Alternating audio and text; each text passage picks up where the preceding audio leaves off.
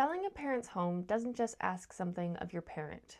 It asks something of every single person in that family, and not everyone gets asked for the same thing. One of the things that almost never gets talked about openly is how quickly a family can fracture when it comes time to sell a parent's home. And I don't mean fracture in a dramatic way. I mean the slow, quiet kind, where a conversation that started about square footage somehow ends in an argument about who was the best behaved, most successful, favorite child. I'm half joking. What I've noticed is that the home itself is rarely the problem.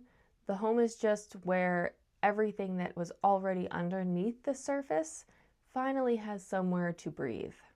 And I think that's worth talking about, honestly and openly, without sugarcoating it, but also without making anyone feel like they're doing anything wrong. So over the next several videos, I'm doing a series on family dynamics during the sale of a parent's home. We're covering things like emotional attachment to the home, communication breakdowns, and what happens when the parent's wishes get lost in the shuffle. Each one is its own conversation, and each one is something I know plays out at real kitchen tables here in New Hampshire. Today, we're starting with differing agendas, because in my experience, that's usually where the tension begins. Oh, and good morning, good afternoon, or good evening, whenever it is that you're watching this. I'm Hannah. I'm a New Hampshire realtor specializing in housing transitions for older adults and the families who love them. This channel is meant to be a trusted resource for anyone in New Hampshire who is growing older, caring for their aging parents, and/or both. I cover homes, communities, businesses, and practical strategies that help you live safely and independently.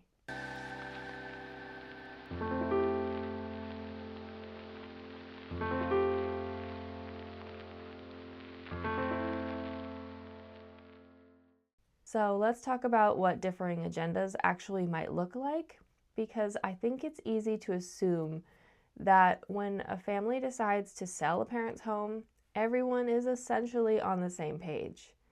They want mom or dad to be safe, they want the process to go smoothly, and they want to move forward. And that's true. But underneath that shared goal, each person in the family is also carrying their own version of what this sale means. And those versions don't always match. I recently heard about an 80-year-old woman in Concord with 3 adult children. They were all involved, all friends, all well-meaning, but they started to argue almost immediately after their mother agreed it was time to sell the home that they had all grown up in. The oldest daughter had been the primary caregiver for years. Driving back and forth from Manchester, she wanted the sale to move quickly so her mother could transition to a community where she'd have more physical, social, and medical support. The son, who lives in South Carolina, was focused almost entirely on getting the best possible price for the house. He'd done his research, he had opinions about timing the market, and he wasn't in a hurry. And the youngest daughter, she didn't want to sell at all. She kept bringing up aging in place renovations, wondering if they could just make the house work for their mom a little bit longer. 3 people, 3 completely different experiences of the same situation, all of them loving their mother, all of them in conflict. Does any part of that sound familiar? I would genuinely love to know if you've experienced something similar. Let me know in the comments. Here's the thing I want you to hear, and I mean this with full sincerity. Every single one of those positions makes sense. The exhausted caregiver daughter isn't being selfish. She's been carrying something heavy for a long time, and she needs relief. The financially focused son is not being cold. He's trying to protect his mother's resources, which is a real and valid thing to care about. And the daughter who doesn't want to sell, she might be the one grieving most visibly, and grief deserves to take up space in the room too. The problem isn't that people have different agendas. The problem is when those agendas stay invisible. when nobody names them, so they just start bumping into each other in the dark. So what actually helps? The first thing, and this sounds almost too simple, is having a conversation before the process starts, where everyone gets to say what they actually need, not what they think they should need, what they actually need. Because the family I mentioned, they never had that conversation. They assumed that they were aligned because they all agreed on the destination.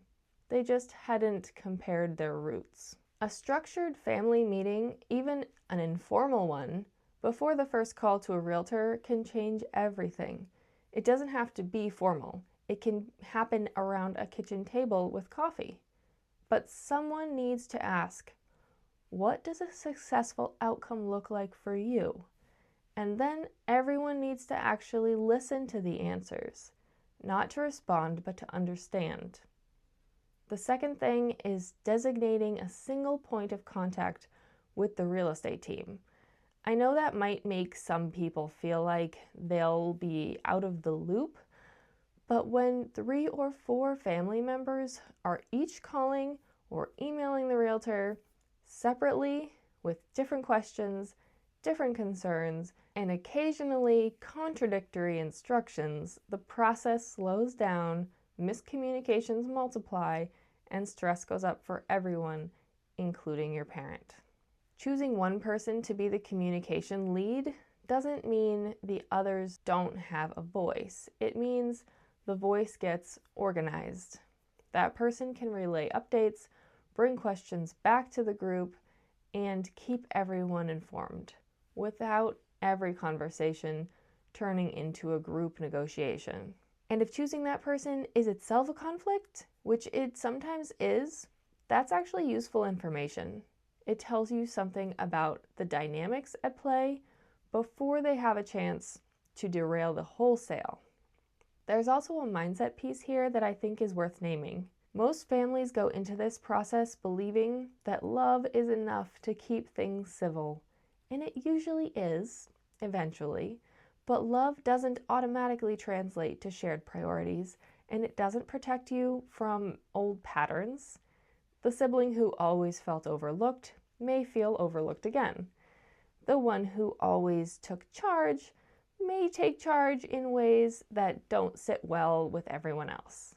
The one who lived closest to mom may feel like their sacrifice isn't being acknowledged. These are old dynamics. They were there long before the house went on the market. The sale just gave them a new stage. Naming that openly, even just to yourself, can help you respond rather than react when the tension shows up, because it will show up.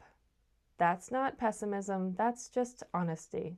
And here's a gentle reminder that sometimes the most helpful thing a family can do is bring in a neutral third party. That might be a family mediator, a social worker, or even a trusted family friend who isn't emotionally invested in the outcome. ServiceLink here in New Hampshire is a resource worth knowing about. They connect older adults and their families with support services, and they can help you think through transitions in a more structured way. You can find a link to their resources in the description below. If your family has worked with ServiceLink or a similar organization, I'd love to hear about your experience in the comments. The family I mentioned, they did eventually figure it out. It took a longer conversation than any of them expected, after some arguing and some tears. It took the oldest daughter saying out loud for the first time how deeply exhausted she was. Once she said it, something shifted. The brother stopped talking about market timing. The younger sister put down all of her plans for renovations. They all saw each other differently. They listed the house about 6 weeks later. Not perfectly, but together. That's what I want for your family too. Not a perfect process, because there's no such thing, but one where everyone feels seen enough to keep moving forward together.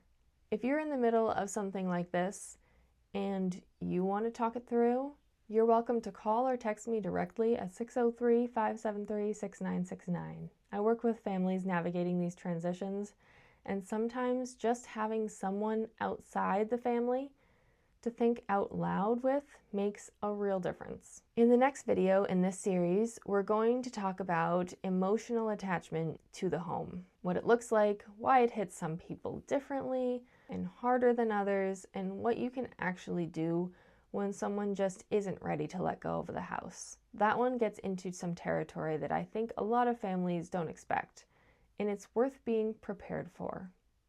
I'll see you there.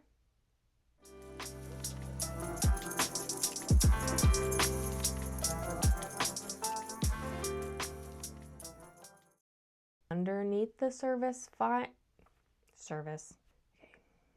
I'm doing an occasionally